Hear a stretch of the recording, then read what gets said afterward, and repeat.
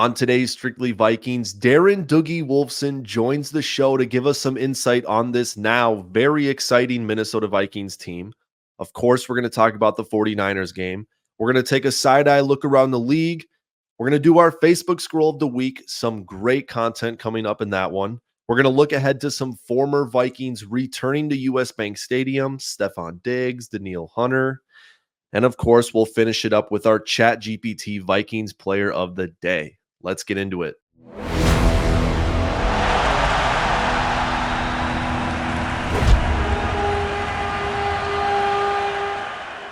Today is Wednesday, September 18th, and the Minnesota Vikings are going to win the Super Bowl. Again, not overreacting.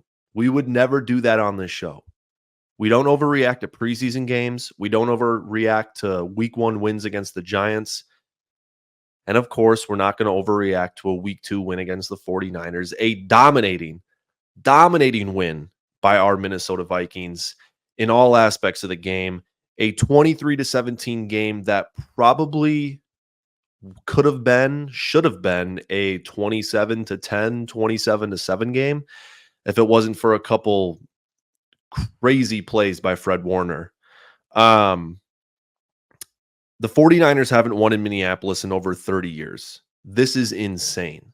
And I think it's 8 times now. I think it was 7, now it's 8 that the 49ers have played in US or in Minneapolis, I should say, in the last 30 years, and they haven't won. And what is it? Some people were having conspiracies that Brock Purdy grew up a Minnesota Vikings fan and he just loves the Vikings so much that he wants them to win, and I feel like that's a good possibility of it happening. I just don't know what it is. It feels like we got their number. Unfortunately, we don't have their number in San Francisco, considering we've lost some playoff games. And who remembers that Monday Night Football game when they had, I think it was week 1. I think they were wearing those black jerseys, the 49ers were. And they were wearing it was Colin Kaepernick and Carlos Hyde tore us up. That was not a fun memory, to say the least.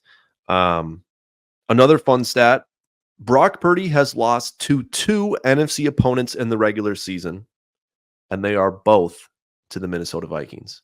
That is insane work. B-Flow's got his number. Kevin O'Connell's got their number. Man, mixture of things. I want to start on the offensive side of the ball. Then we'll move into the defensive side of the ball. Of course, Doogie and I are going to talk about this game as well. But all around, excellent performance by this Minnesota Vikings team that have fans very, very excited about where this team could be in a couple months.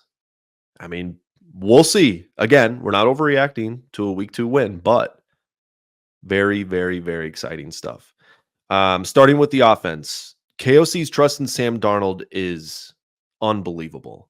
I mean, the 97-yard touchdown, to call that play in a 3-0 game backed up inside your own 5 in the second quarter, that is potentially a 9-point swing if just one thing goes wrong on that play. If Bradbury misses a block, if Ingram misses a block, because God knows he does. If anyone misses a block and that's a safety, everyone's sitting here questioning the play call. Why are you calling that inside your own 5-yard line? But KOC trusts this entire offensive group, and especially Sam Darnold, to make that play. And I think that's the most exciting thing I've seen from Kevin O'Connell is he has trust in whoever's behind center, whether it's Josh Dobbs, Nick Mullins, Jaren Hall, Kirk Cousins, Sam Darnold. He has trust in their ability to make a play. And that's very exciting for me to see, because you don't want your quarterback to be limited because your head coach doesn't trust them.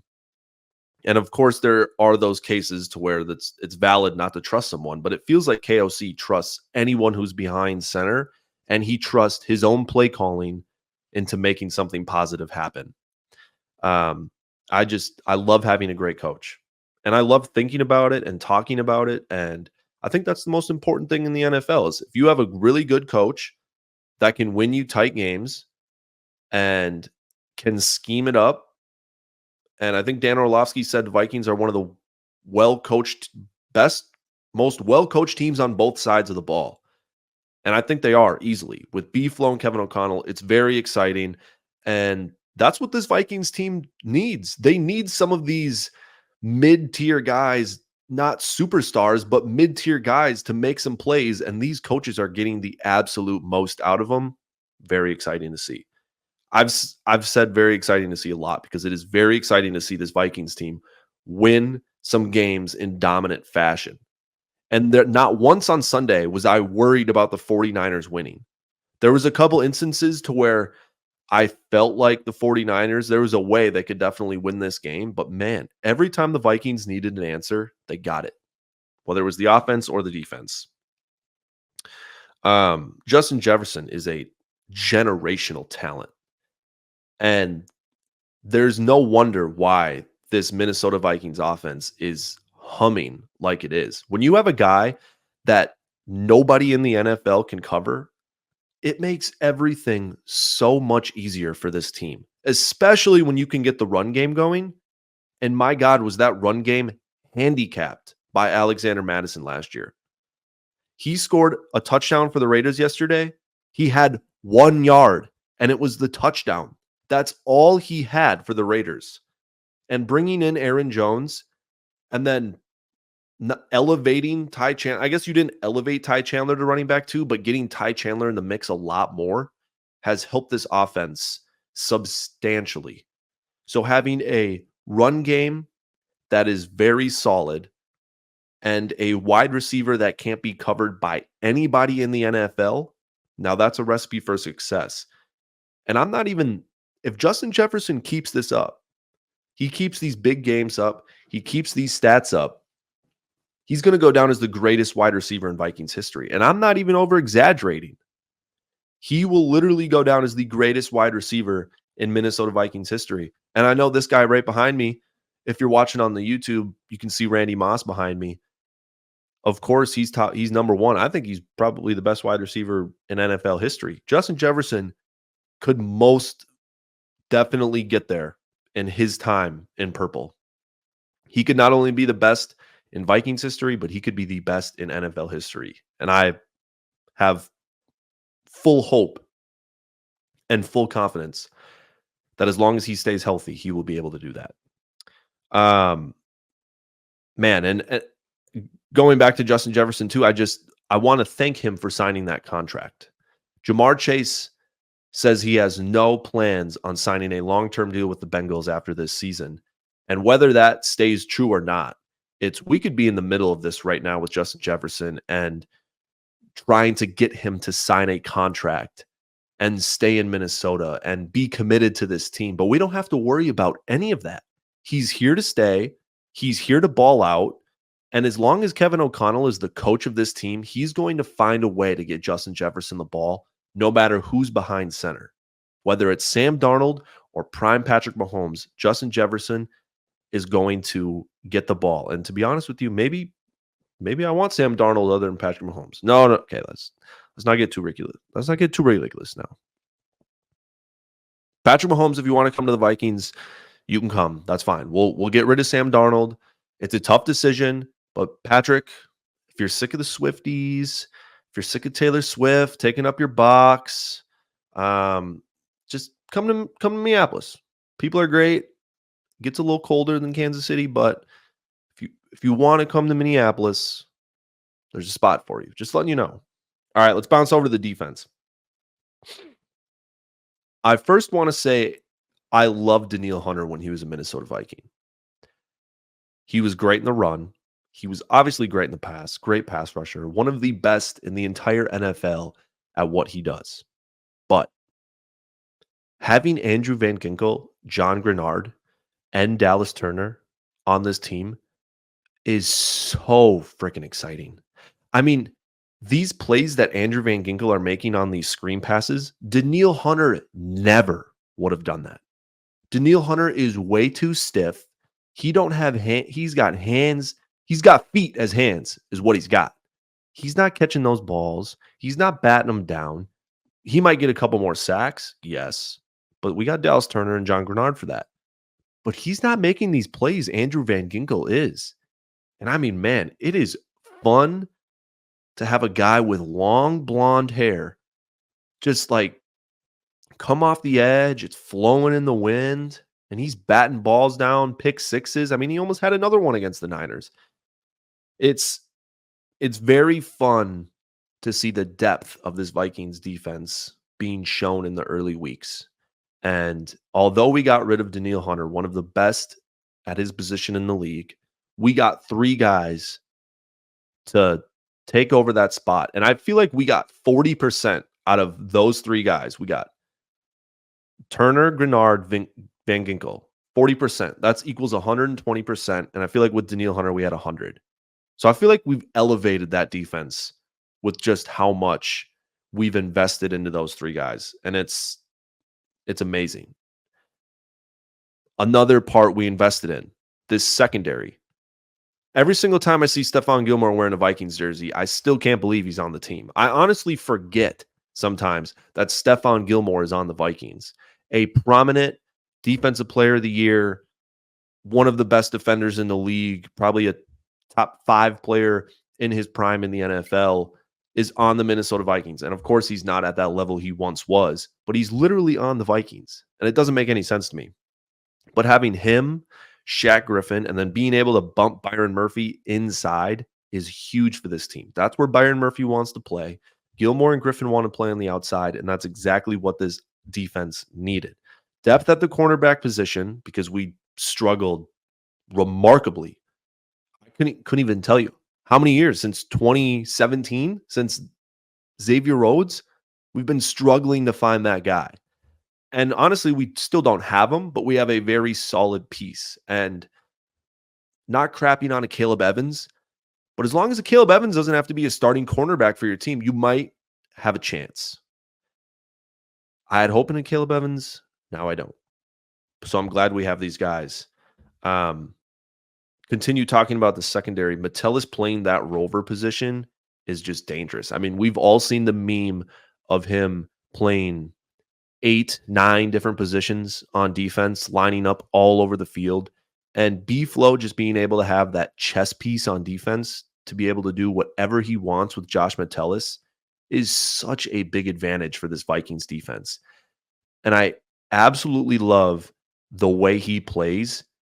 It's just like balls to the wall. I don't care. Like, I think what I'm trying to say is that B-Flow has these guys so freaking prepared that they can just go balls to the walls, fly around. Because if you're not prepared and you're overthinking stuff or you're having second thoughts about a move, you can't fly around like that. And the way Josh Metellus and arguably all of this defense flies around is very fun to watch as a fan. And the way Josh Metellus does it is second to none to anyone in the NFL. He runs like, what do they say? Chicken with his head cut off. That's how he plays on defense. Very exciting stuff to watch. And this defensive line is playing out of their behind right now. I mean, this was the one unit I was most worried about on the team was this interior defensive line and being able to stop the run. And although Jordan Mason did have 100 yards rushing, it was like a bend, don't break mentality. When they needed to get a stop in the run game, they could get it. And that was very promising to see. Jihad Ward, he's second. I'm going to do a video on him this week, but Jihad Ward is second in team pressures behind John Grenard. I didn't even know Jihad Ward was going to be this big impact playmaker. I didn't even know he was going to get snaps going into this season, and this dude is balling. He doesn't really have that many stats to show for it, but he's got a lot of those stats that don't show up in the stat sheet. He's got those pressures. He had that interception or forced fumble or whatever you want to say when Brock Purdy lost the ball. He picked that one up. He's making an impact on this team, and that's what we needed. We needed guys who weren't expected to make impact plays. And that is why the Vikings are sitting here at 2-0. And it was, again, I want to shout out Pat Jones. Highest PFF grade on this Vikings defense after the 49ers game. And my God, he balled out. People were calling for his head last season. They were not excited what they saw. They didn't like anything that they saw from Pat Jones. And he plays a position to where it can kind of get covered up and the average fan wouldn't really see the struggles that Pat Jones is going through. And he did have some gimmies against the 49ers, but he shed a block on Trent Williams, the what people say is the best left tackle in the entire NFL, and I think it's Christian Darrisaw. But Pat Jones shoved him off and made a play on defense, and it was unbelievable to see. Shout out Pat Jones. You've been balling out, my guy. And I guess just to kind of put a wrap on this game, this was a statement win for this Vikings team. Coming off a week 1 win against the Giants, the question was, can you do it against the 49ers? What people were calling the best team in the NFL after week 1, after that dominant performance against the Jets. And the Jets might not be all what people had hyped them up to be, especially after watching them this week against the Titans. But no doubt about it, they were in the Super Bowl last season. They were a drive away from winning the Super Bowl. When they come into town and you punch them in the mouth like that, when that's their game and you play their game and you beat them at their game and they're one of the best teams in the NFL, that's a statement. And that has me thinking this Vikings team is legit. The only thing I could see disrupting this Vikings 2-0 start or Vikings run that makes them a competitor in the NFC is injuries. They're deep in some position areas, but they're not in others.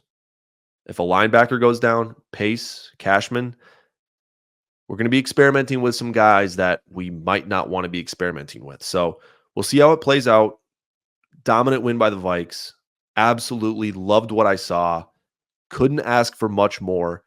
And like I said in the beginning of the show, a 23-17 win was not a 23-17 win. That game wasn't close, and it took a couple all-world plays from their all-world player, Fred Warner, to make that game somewhat interesting.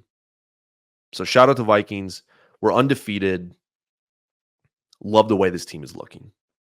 I want to get into our side-eye look around the league. First-time listeners, this is where I just kind of brain dump everything, mostly NFC North stuff, some of the other NFL stuff, storylines. Just kind of give what's on my mind here.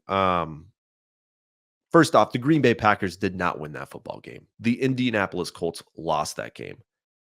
I mean, Anthony Richardson looked terrible. And I hope he keeps this up. And we're going to get to it later in the show with my punishments. I have to swim an Indy 500 lap if the Colts beat the Vikings. And I swear, if Anthony Richardson turns into a superhuman by that time, I think it's like week 10 or something, I'm going to lose it. I need this Anthony Richardson showing up against the Minnesota Vikings. I'm going to swim it if I have to, but that's 80 down and backs in Lifetime's pool. 80. We're talking 80 down and backs. That's going to take me like 6 hours. I didn't think that one all the way through, and that's my fault. But I need this Anthony Richardson to show up. And it's such a typical Packers win. Like, everyone's counting them out. 3-point underdogs at home. Of course, the Colts just go out there and shit the bed. The Packers didn't deserve to win that game. Are you serious? Malik Willis passed the ball like 9 times. They didn't deserve to win that game at all. It's the Colts suck. And if they don't suck when they play the Vikings, that's the most Vikings shit of all time. Of course, we catch the Colts on the greatest week that they'll ever play this entire season. I'm getting heated about it just thinking about it. But anyway, the Lions did not look like the machine they looked like last season. The Buccaneers are a good team. I'll give them that. I mean, the Buccaneers beat the Vikings last season. We're not talking about last season, though. We're talking about this season. The undefeated Vikings, top of the NFC North this season. But the Bucs are a good team. And they played the Lions tough. But I feel like the Lions usually win those games, like just grimy, dirty, in the trenches games. I feel like the Lions usually pull those ones out. But I guess it wasn't shocking to see them lose, but it was heartwarming to feel that the Lions aren't better. I mean, they could be better than they were last year. But you know what I mean? Like, they weren't starting out 8-0, whatever. Good to see them play some close games, get a loss, whatever it may be. Um, then on the other hand, the Bears look freaking god awful. I mean, Caleb Williams sucks.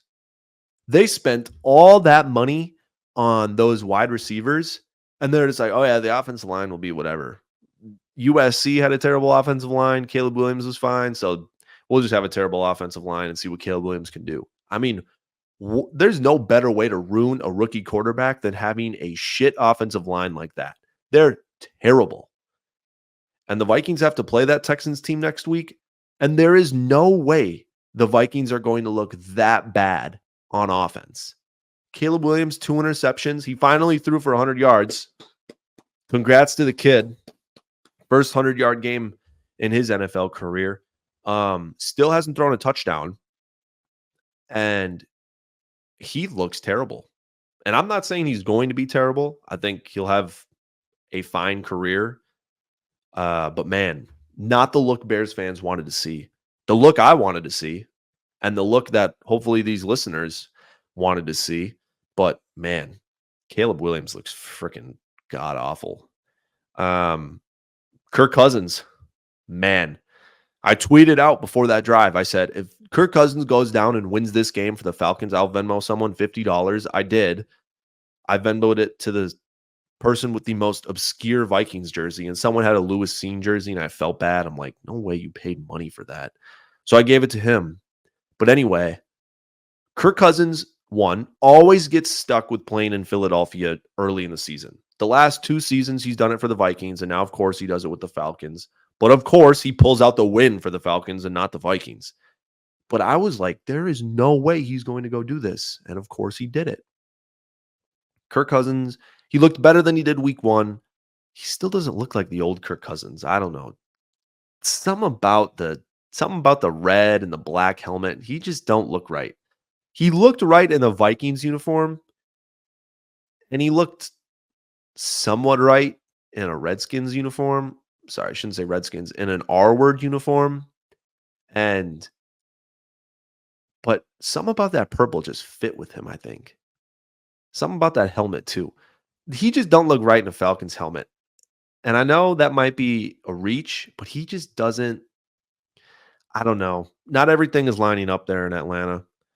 Trying to think of what else happened. The Cowboys got ran. I don't think the Saints are that good. The Cowboys got ran, though. And that would have been a crazy game to be at because Saints fans travel well, and going to Jerry's World and absolutely crapping on the Cowboys. I bet there was a lot of fights. If there was any NFL game this week that had the most amount of fights, it was definitely that one. Saints fans, Cowboys fans, 2 of the most annoying fan bases in the entire NFL, and the home team gets kicked in the mouth. That one had definitely the most fans. Chiefs won. That was the most Chiefs win of all time ever. Those are the games the Chiefs win because they have Mahomes and they have the refs on their side, even though it was a PI. But that was the most Chiefs win of all time.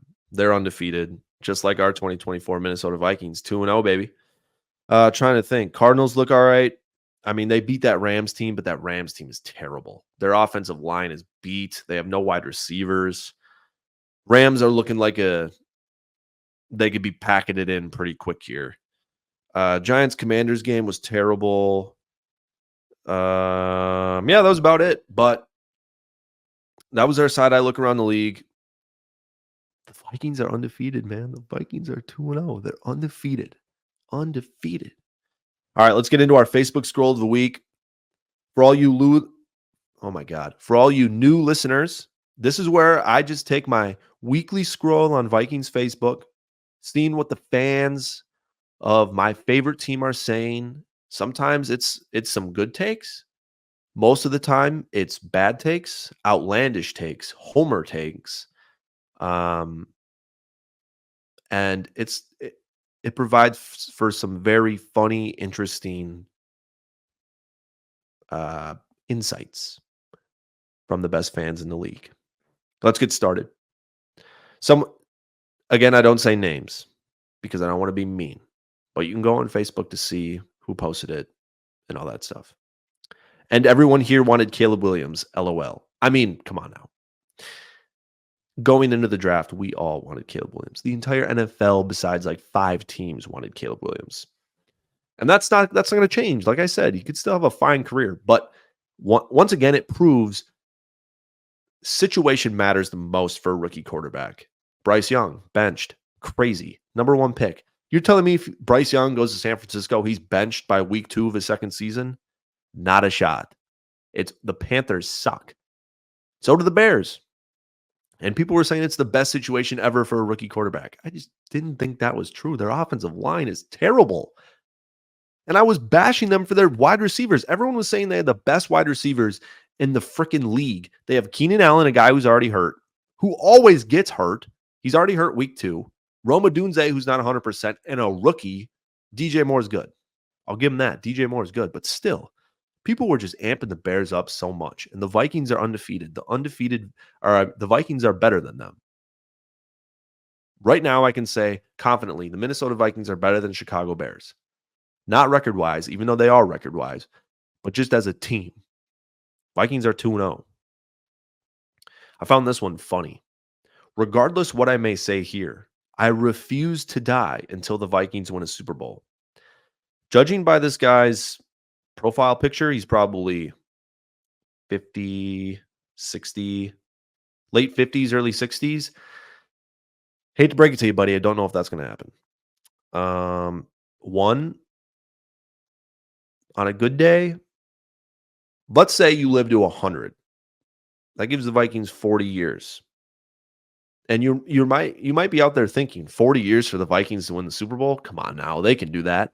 Brother, it's been 58 years and they still haven't won the Super Bowl. So let's be real. There's a very good chance of that not happening. If I had to put money on them to win or not win a Super Bowl in the next 40 years, I'd put on them to win. But I feel like those odds might be pretty close because some shit's always going to go sideways. Someone said, breaking, Bears willing to issue team ownership to Caleb Williams if he stops playing quarterback. It's a good joke. For those of you unaware, there was a rumor going around before the draft that Caleb Williams wanted part ownership in the Bears, part of it as part of his contract, and just an insane piece of work. I mean, imagine asking for ownership and you haven't even freaking stepped in the building yet. It wasn't true, but it is a pretty funny post because Caleb Williams is playing like shit. And I love to see it. I love to see it. An anonymous member. I guess you can post anonymously on Facebook. What a freaking loser way to do it. Why would you ever join a Facebook group as an anonymous member? It's freaking social media. Why? Just make a burner if you don't want it. But you can literally do anonymous. You can click anonymous member on Facebook. That's some boomer stuff. They said Caleb sucks balls. True that. I found this guy on Vikings Facebook, and I was blasting it all last night. I'll play a little bit for you.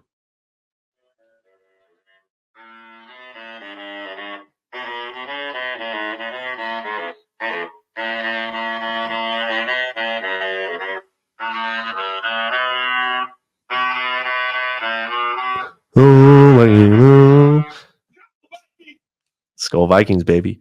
I love that. I'm going to be blasting that all week. Absolutely love to see. Is that I think it's a saxophone. I don't know. I'm not really a music guru. I think it's a saxophone. Someone said, lost in the greatness of being 2-0, we have ourselves a rock steady, decade plus quality place kicker. I mean, this is a take I would have. This is the most jump to conclusions take I've ever heard of in my life. Will Reichard's a good kicker. Don't get me wrong. But this dude's made 3 field goals. And let me look up the distances here on these 3 made field goals. Here we go. 3 for 3 field goals. 2 for 2 on field goals from 20 to 29 yards. And 1 for 1 on 30 to 39-yard field goals. This dude hasn't even made a 40-yarder yet. And we're calling him a decade-plus quality place kicker. Jumping to conclusions, I would sure hope so that he is, because we drafted him. and I want him to be a decade plus quality place kicker, but this dude hasn't even made a 40-yarder yet. So let's not jump to conclusions because we would never do that on this show. Just about set for the winter whiteout game. I can't wait. And this is posted by probably a 50-year-old man, and he has, imagine it's the first day of school in 4th grade, and you have your clothes all laid out on your floor next to your bed. This is literally what this guy did. He has his jersey, his hat, and his Vikings themed shoes all laid out either on his bed or next to it. And he's just saying he's ready for this whiteout game. Love to see the enthusiasm. I absolutely love to see it. That concludes the Vikings Facebook scroll of the week. Some awesome takes, some awesome content. I can't wait to see the posts if the Vikings start 3-0 and all the posts about Stefon Diggs because boy, oh boy, am I pumped for his return. I am excited. We're going to get to that on the other side of Darren Wolfson, though. Fantastic interview with him. Talked Vikings, talked the future of this team, and talked some just stuff about his career as well. So let's get right into it. Here's Darren Wolfson. All right, we now welcome on a very special guest, Darren Wolfson, to the show. Darren, we're going to talk some Vikings. Me? Yep, special? you. Please convince my wife and my kids. Can you convince my wife and kids of that? I will. All right, I'll try to. Good. All right. Man, preseason thoughts on the Vikings are out the window. What everyone thought before the season is, I would say, what a majority of people thought before the season is gone. So what are the new expectations for this squad now? Heck, Leighton, by the way, congratulations on everything. Thank you. I would say even the narrative of a week ago is long gone. Think about it. Like this time last week, what was the chatter? It was just the Giants. The Giants are rock bottom, which, hey, I agree with. Like one of the worst teams in the NFL, start thinking about the Texas quarterback or, the Miami, Florida quarterback, or you name the college quarterback, Georgia. If you're a Giants fan for next April, how do you move on from Daniel Jones? But yeah, let's recalibrate how we think of this team after that, in so many ways, dominating performance on Sunday. I mean, if Aaron Jones doesn't fumble, now, hey, Fred Warner, future Hall of Famer. I think he is that good. That was a 100%. Special play. Heck, the interception was an unreal catch. He is just so good. But if Aaron Jones scores there, it's 27-7, figuring Will Reichard doesn't miss the extra point. Now, I get it. The Niners score a touchdown to make it 20-14. There was some uneasiness, right, Leighton? Like I thought, hey, if the Niners can force a 3-and-out, maybe they have a shot. But then Sam Darnold, beautiful throw to Jalen Naylor. They convert 3 third downs on that nearly 7-minute drive, kick a field goal to go up 2 scores, to go up 9 at that point. Game was pretty much over. And so when you dominate what I believe is still a really, really good team, when you dominate for long stretches like the Vikings did, Leighton, yes, let's start now thinking about, okay, what is the pathway to double-digit victories? Preseason, 100%. I thought, okay, let's bet the over. The Vegas over under 6.5. I felt confident that the Vikings would go over 6.5. I never in a million years, though, thought, okay, they can get to 10 or 11 or perhaps even 12 victories. Or who knows, Leighton, maybe more. I think we can now shift the conversation that way, that there is a pathway for them to win the division, perhaps the best division in all of football, or at least the NFC, although the NFC South may have an argument. But let's have that conversation. Can this team make a deep run? Can they play deep into January? I think it's fair after you dominate a really good Niners team. I think it's fair to have that back and forth right now. Yeah. A Niners team people were calling the best team in the NFL after week 1. And again, we're still out on the Jets and how they looked. But I mean, the Niners absolutely dominated them in week 1. And I still love the Niners, Leighton. I think the Niners are going to win a lot of games. Now, hey, they'll miss Debo. And hey, unfortunate news on Christian McCaffrey. And hey, can Trent Williams stay healthy? Can they stay healthy on defense? Hey, the Vikings have some of those same questions. But I still think the Niners, in the end, are going to be really, really good. 100%. That's why I'm so excited. Hey, even if the Vikings lose to a really good Houston team on Sunday, that won't diminish what I'm talking about now, how I do think the Vikings have a legit pathway to double-digit victories. For sure, 100%. And even just the way the NFC North is looking through 2 weeks is the Bears don't look like the world beaters everyone thought they were going to be. The Packers are hurt with Jordan Love, and although they're saying 5, 6 weeks, 3, 4 weeks, whatever it may be, you never know. If a quarterback isn't 100%, they're not going to rush him back, especially a guy to his caliber. Speaking of injuries, TJ Hawkinson, obviously, we're still waiting for him to get back. Do you think the Vikings' success accelerates him to getting back, or do you think it kind of takes the foot off the pedal a little bit and maybe we can take a couple more weeks to, or does it have any effect at all? Do they have a week in mind, or what are the Vikings' thoughts on him? Yeah, I think it's, independent of how they did these first 2 weeks. Like, okay, we get it. He's eligible, Leighton, to come back for that Jets game in London the first weekend of October. To me, the question is, what is that turf in London? Is that the first game you want him to return for? Does it make more sense to sit him out that game, then the bye, then bring him back for that October 20th Lewis game? will tell you a couple of things about that turf. Yeah, against Detroit. Now, who knows? Maybe it's a different turf than the one seen. Right. But yes, I mean, you get the idea that there are questions to ask about the turf. And is that the right game to bring him back for? And so I think these are some questions that are being asked, certainly by some people close to TJ. And so I'm thinking more like October 20th. But hey, like, I'm not ruling out, like, to be determined a little bit over the next couple weeks. Like, I'm not completely ruling out that Jets game, but I'm thinking that Detroit game at US Bank Stadium is a bit more realistic. But I'll tell you what, you watch him move, maybe more so going back a couple weeks when we had a little bit more access to practice. You watch him move, you would think, okay, like, he is ready to go. Yeah. Right now. We caught up with him. He was at an event at Pancheros in Maple Grove last week around this time. Said he feels great, right? But there's others that will make the determination. His doctors in consultation, Vikings doctors, trainers, right? But you watch Right. TJ. I'm telling you, Leighton, you watch TJ Yeah. run some routes, cut, all that. He looks really, really good off 100%. to the side, one of the side practice fields. But I'm thinking more like, October 20th, not necessarily that Jets game.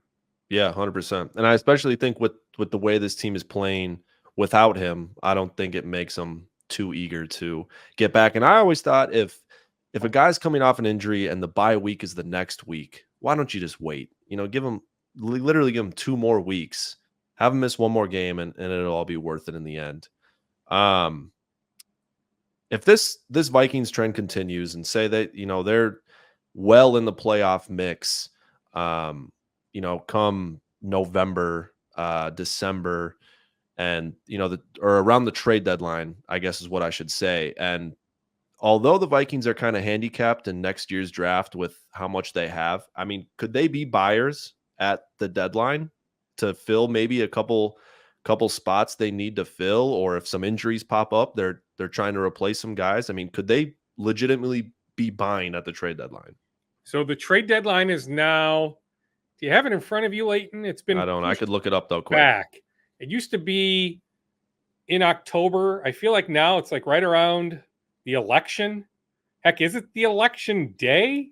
Is it? It's set to be on November 5th. All right, is that election day?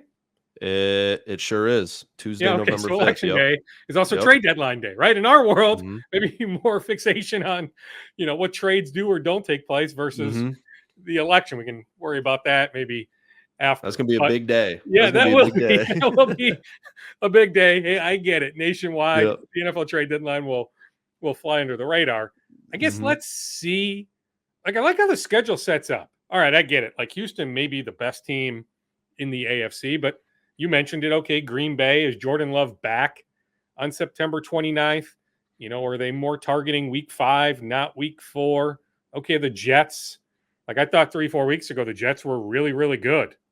Right. I'm sort of changing my opinion on the Jets.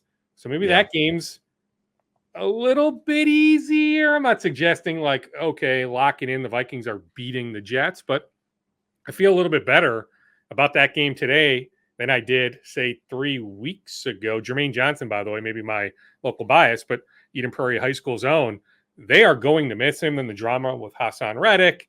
I have some question marks about the Jets, the physicality, their offensive line, their defensive line. So I'm just saying, week 5, not quite the tough game or as tough as I thought a few weeks ago. Okay, bye, Detroit.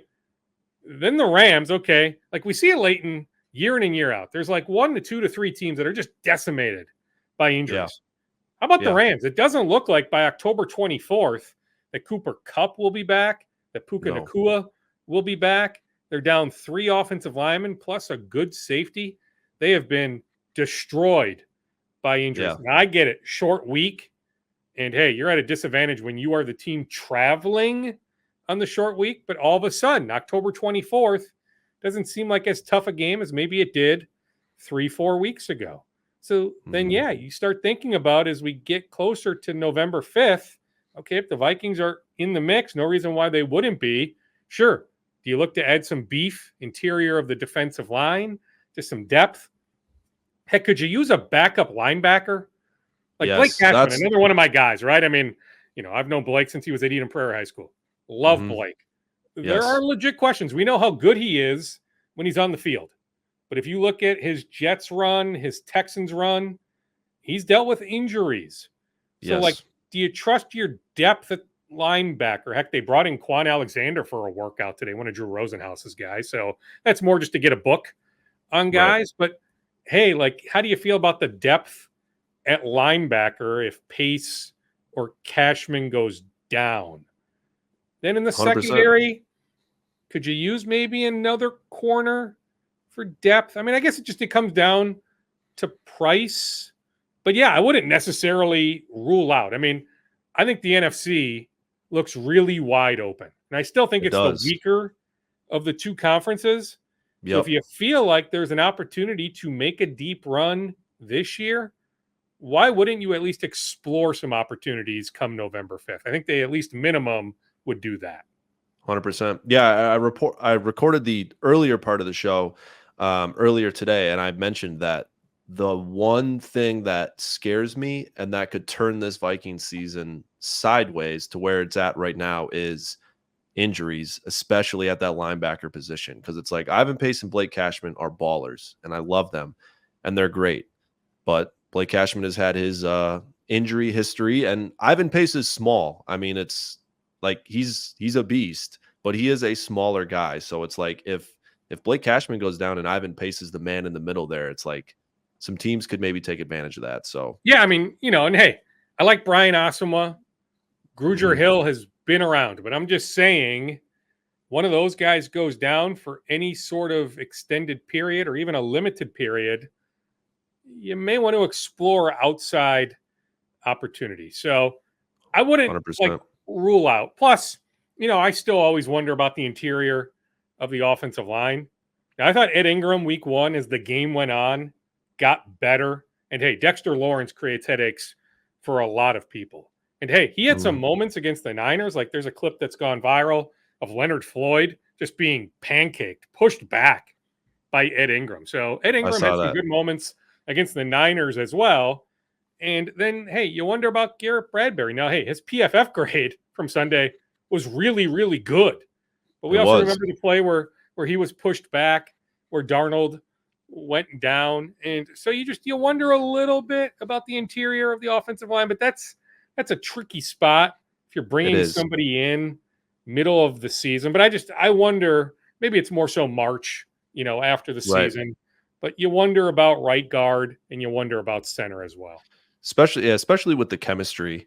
And the one thing that also worries me about Ingram and that interior offensive line is that I feel like when they get exposed, it's game-changing plays. It almost seems like, it's like it's strip sack, especially when Kirk was here. It's strip sack or pressure that leads to an interception. It's something like that. So being able to limit those big plays from happening against you is huge. So interior offensive line, what about Dalton Reisner? I mean, where is he at? Is he, if one of these guards were to go down, is he next man up, or where is he at in his recovery process? Yeah, I mean, we can debate whether he's for sure next man up. He is doing well. So back issue, you see him in the locker room. He's his normal cheery self.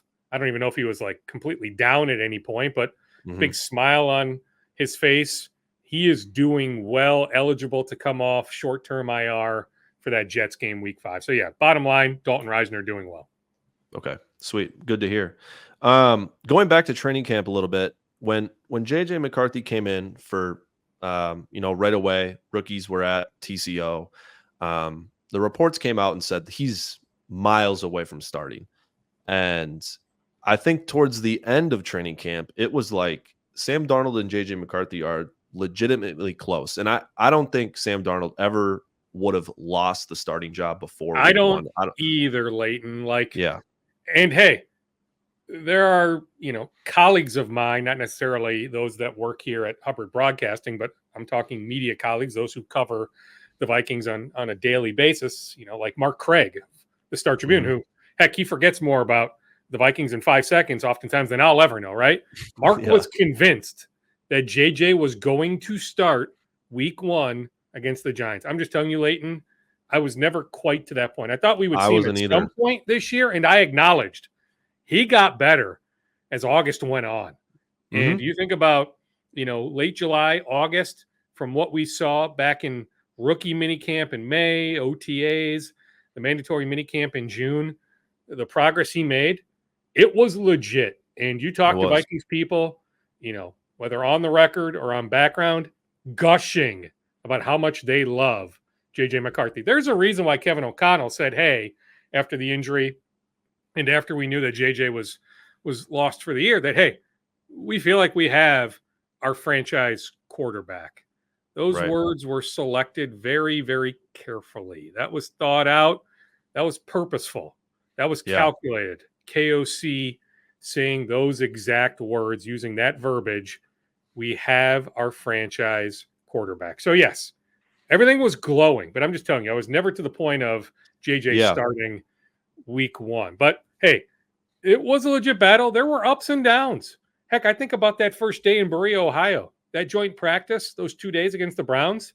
Sam Darnold struggled mightily. There were other days. Leighton, you were there enough in Egan. Yeah, I was. And he had some bad moments, right? He did. So, I mean, we could have had that discussion if JJ was healthy from August 11th on.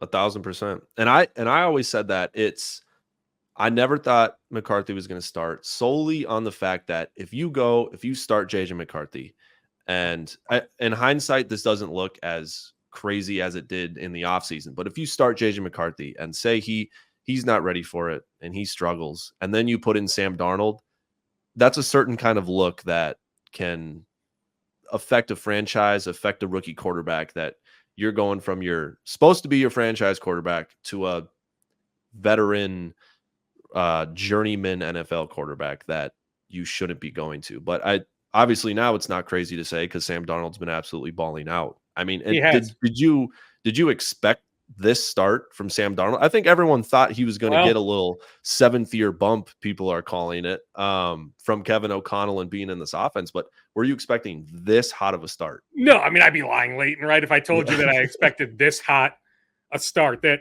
I'm listening on Sirius Satellite the other morning, Adam Shine, some other national talking heads suggesting that, okay, all we have are these 2 weeks to evaluate. So you play the game of who's the MVP through the first 2 weeks, right? And you hear Sam Darnold's name, right? Never in a million years did I expect to hear that sort of chatter. But in the same breath, like we all acknowledged, it was now or never.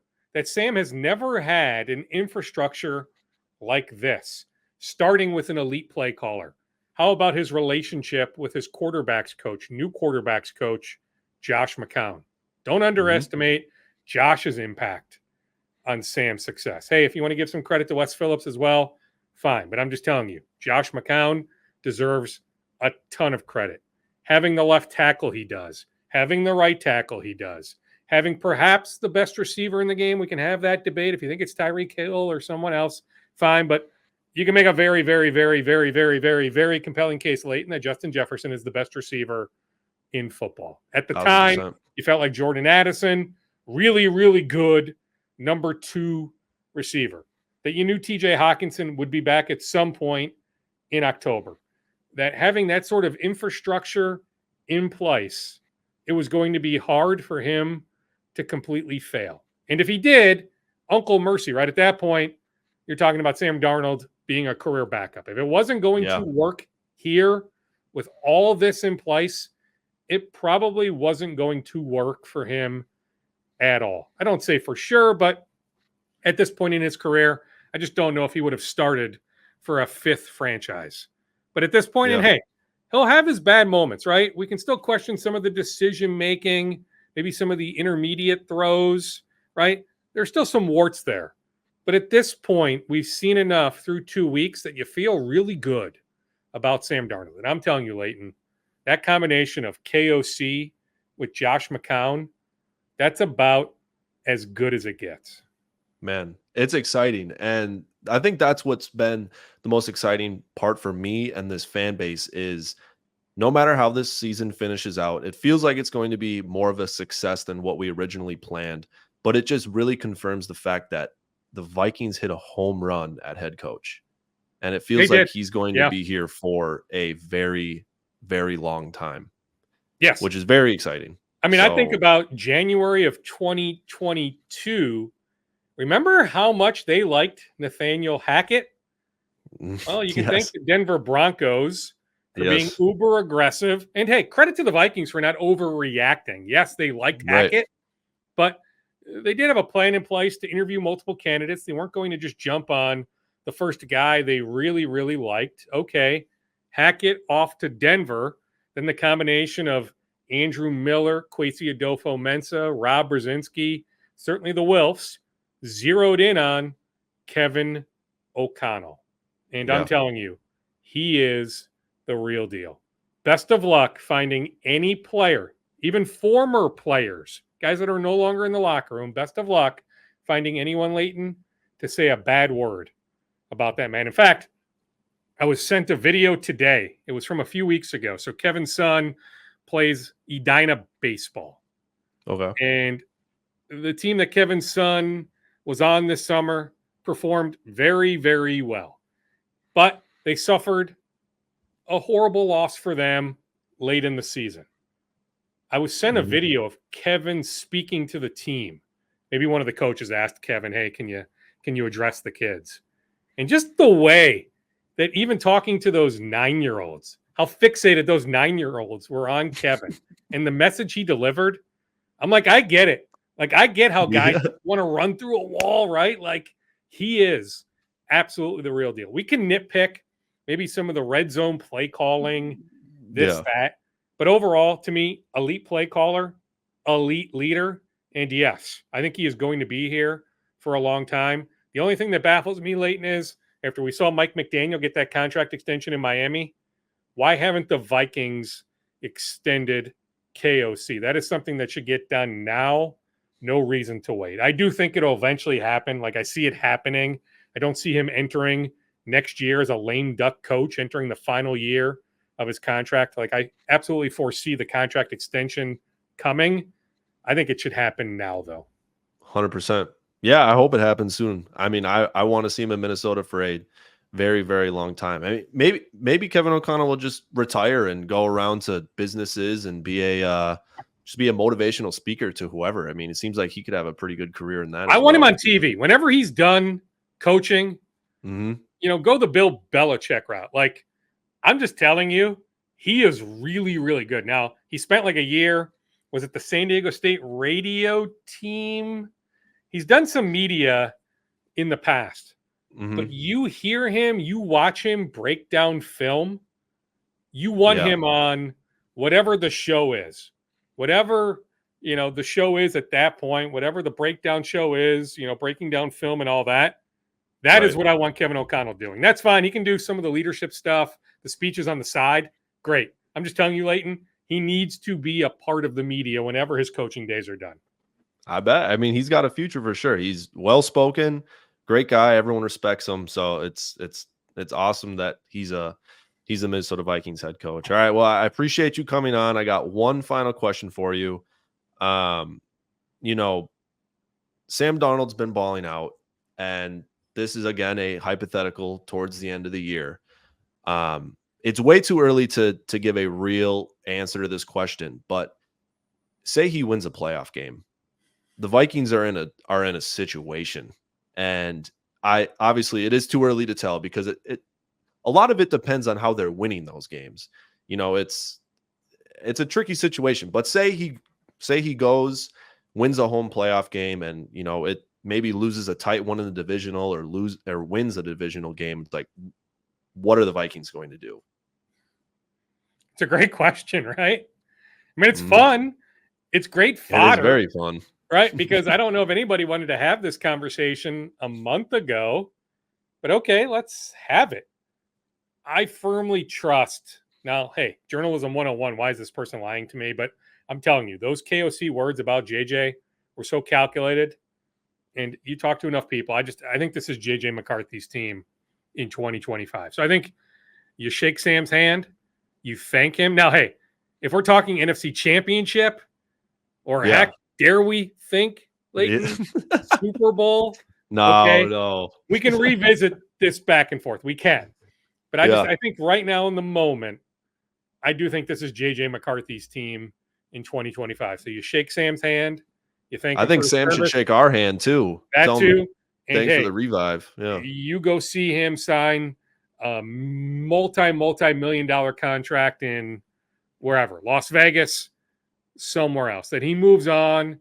He does start for a 5th franchise before his 30th birthday, and he prospers elsewhere. But I think it's JJ McCarthy's team in 2025. Yeah. And I think fans will be over the moon about that. And it feels like especially with Kevin O'Connell, it just feels like it almost doesn't matter as long as they're somewhat serviceable. Even just playing competitive games last season with Mullins, Dobbs, and Hall, it's like I don't know. You're right about serviceable. I mean, what is KOC's record, Leighton? Do you know when he's had his number 1 quarterback? I do know. I mean, the number we've attached ourselves to this week is 19-0 when his teams either win or just are even turnover margin. Now, I get it. More often than not, if you win the turnover margin, you probably win the game. Right. But you think about week 1 and week 2. Stat, yeah, I understand but how many of the 19 have they finished even? I mean, we know they finished even week 1. They finished even week 2. Somebody should do a deep dive on that. Of the 17 others, how many were even? And what is the percent chance? What is it when you're even in the turnover margin that you win versus lose? I'd be curious to see the numbers on that. But yes, when you win the turnover margin, your chances of winning go up. So, but 100%. We've talked about that number, right? 19-0 this week. We know about the 2-0 start for the first time in 8 years, right? It's been a long time since the Vikings have started 2-0. We have to go back to 2016. But what is the number of wins he has when he's had his number 1 quarterback? So I guess take out Jaron Hall, take out, the Pastronaut, take out Nick Mullins. So when he's had Kirk Cousins or Sam Darnold, what is that record? I mean, clearly it's really, really good. Rough. I think is it 19? Yeah, I mean, it's got to be. I think because 13 year really 1. Good. Yeah. 4 last year with Kirk, 4 with Kirk, I think.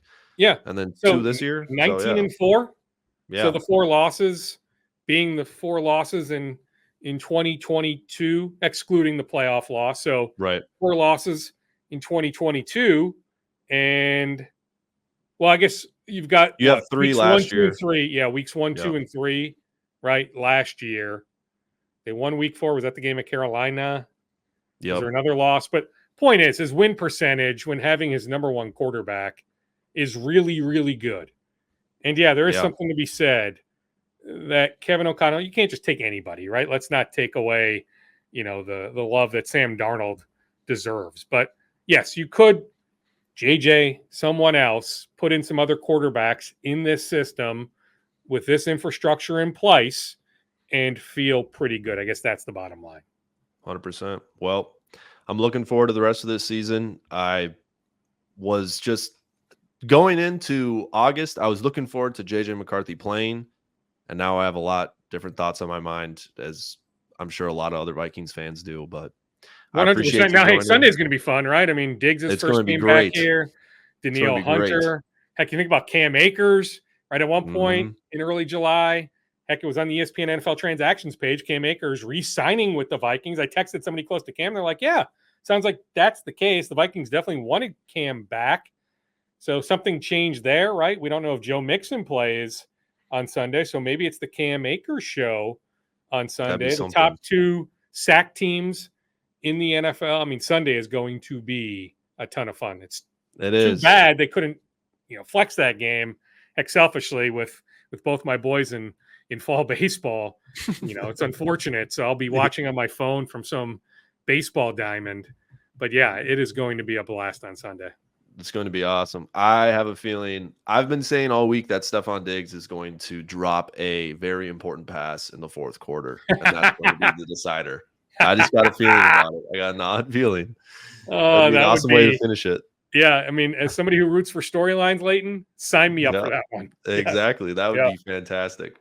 Well, Darren, I appreciate it. We'll definitely have to have you back on sometime Happy later to do this it. season, Yeah. and hopefully we're talking about who are the Vikings' first round playoff matchup going to be. I would love it. Leighton, all the best on your new endeavor.